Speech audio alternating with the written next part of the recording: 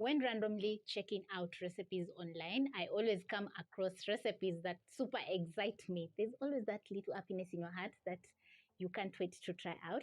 So this is the recipe that I'm excited to show you. So we are going to be making some delicious donuts, which are going to be covered with vermicelli. Yeah, and they are going to turn out very crunchy, delicious, and you can top up with some icing sugar, with some honey, or even some condensed milk, and every bite is going to be fantastic, delicious, and amazing as always. Whenever I'm doing my shopping, I always buy small sachets of instant yeast because the yeast remains fresh. So for the recipe, you need 10 grams. So I'm going to add into my bowl. That is 2 teaspoons. Then next, I'm going to add in sugar, add in 2 cups of flour, a quarter teaspoon of salt, 15 grams of milk powder. Then I'm going to mix in the dry ingredients until fully combined. And all these ingredients are pantry staples except for the milk powder, which is quite optional, but it adds in a very nice, rich, creamy texture into the donuts. And when it comes to the yeast, because I'm using instant yeast, there's no need to bloom my yeast. So if you have dry yeast in the house, you're going to add in sugar, milk, and your yeast. Wait for around 5 minutes for the yeast to bloom so that you can proceed on making your donuts. Next, I'm going to add in 1 tablespoon of margarine, which you can substitute with butter.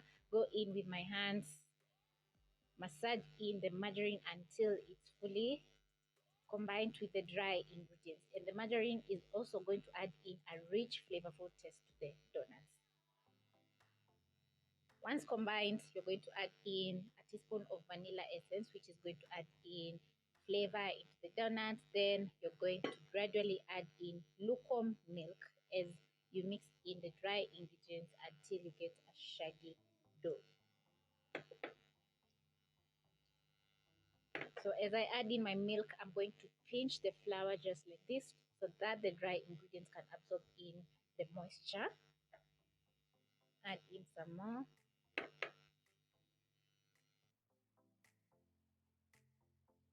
Once you have a shaggy dough, you're going to need for around 4 to 5 minutes. And if you notice that your dough is on the sticky side, you can sprinkle in some more flour while kneading until you get a soft and elastic dough.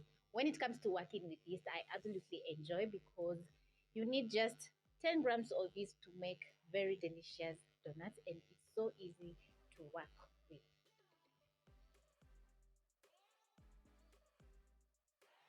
Once you have a smooth dough just like this, you're going to tuck in the bottom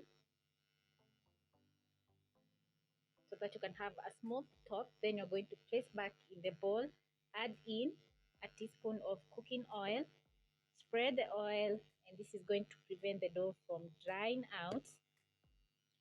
Then I'm going to wrap with a plastic wrap, rest for around 1 hour. So what you're going to do is place the bowl in a warm area in your kitchen, whereby it's going to double up in size. While kneading your dough, you're going to activate the gluten structure of the flour. So resting the dough is very important so that you can get a dough that is very easy to work with. So I'm going to place aside, cover with a kitchen towel so that the bowl can remain warm. Then the key ingredient is vermicelli, and I have around 1 cup of vermicelli, and it's a thin spaghetti which is very versatile because you can cook and also you can use in baked goodies. So I'm going to clear my working surface, then we're going to wait for the dough to double up so that we can fry the donuts. When the dough is doubled up in size, you'll need around half a cup of milk, 1.5 cups of vermicelli, and we have the long version of vermicelli. So if you have the long one, you can break it into little pieces just like this, ready for your donuts. So I'm going to break mine a little bit more into tiny pieces. While crushing your vermicelli, you have a satisfying sound which is so good. So once done, you'll need a rolling pin and a nozzle or anything that is round, which is going to help you cut the donut holes. Once done, I'm going to place my vermicelli aside together with the milk. Then I'm going to be working on the dough. So this is how it's looking. As you can see, it has doubled up in size. So I'm going to remove the plastic wrap.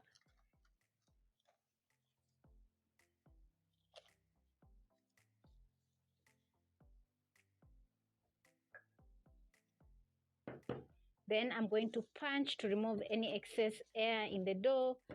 Knead for around a minute. Once done, I'm going to transfer a little bit of all-purpose flour to my countertop. Then I'm going to knead 1 more minute. And the dough is very easy to work with at this point. So once I'm done, I'm going to make sure my working surface is covered with some flour. Then I'm going to be rolling out my dough. And it is at this point that you're going to place a deep frying pan with cooking oil over medium flame. Using your rolling pin, you're going to roll out the dough. And it's going to be very easy to roll out the dough because it's soft and elastic.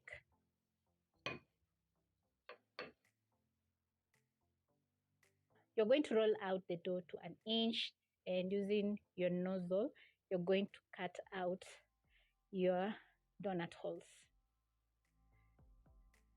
Place aside.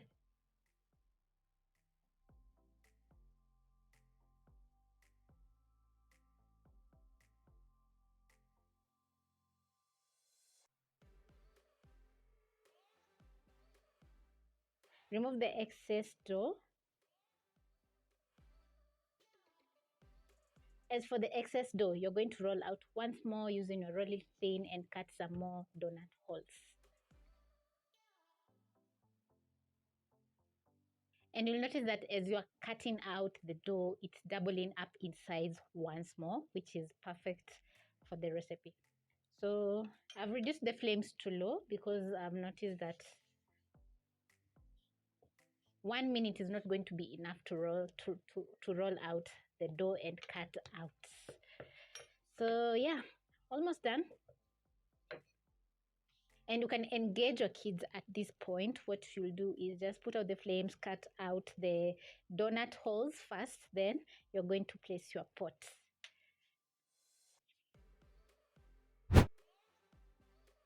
Once done, I'm going to pick my milk and vermicelli. Then I'm going to bring the flames to medium. And to check if the cooking oil is ready, you're going to place a little piece of dough in the cooking oil.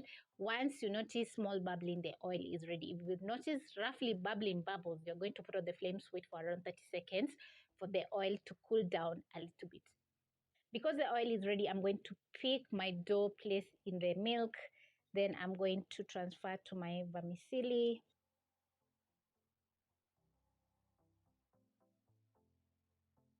Make sure it's evenly coated with the vermicelli. Then I'm going to repeat some more with a few more pieces of dough. Shake off any excess. Place on a plate milk, vermicelli, and you're going to repeat with the rest of the dough.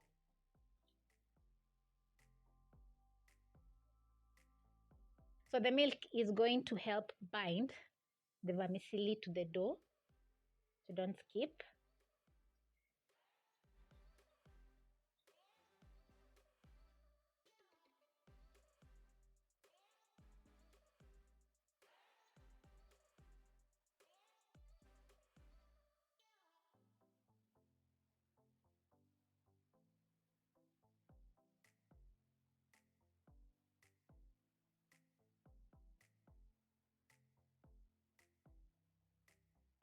Once done with the first round, you're going to carefully transfer into the cooking oil by sliding on the side of your pan, letting go, and fry the donuts over medium-low flame for around a minute on each side.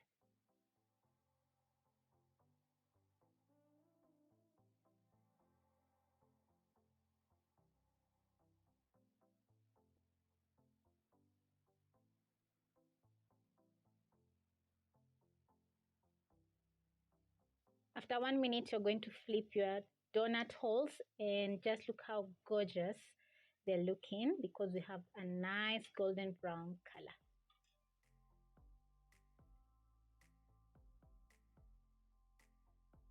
Once more, I'm going to check on my donuts, and this is how lovely everything is looking.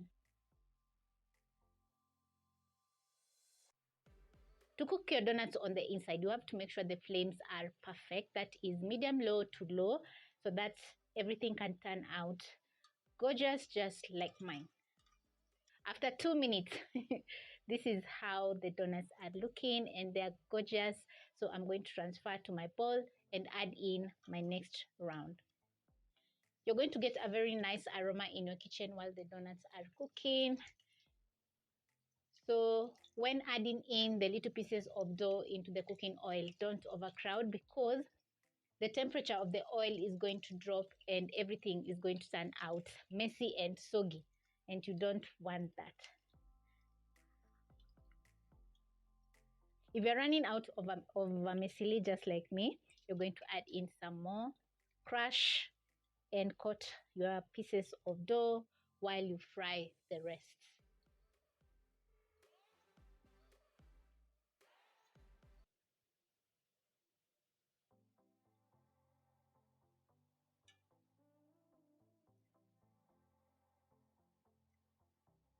When ready, you're going to scoop out using a skimmer, shake off the excess oil, and just look at that, guys. Incredible.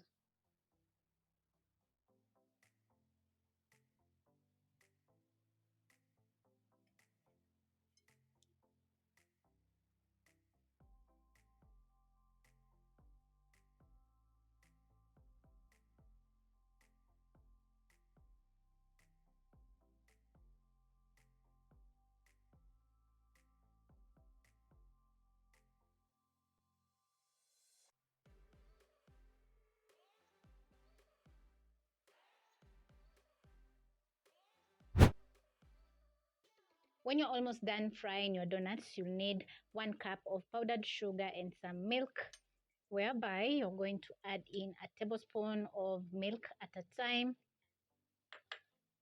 Stir into the powdered sugar until you get some thick flowing consistency.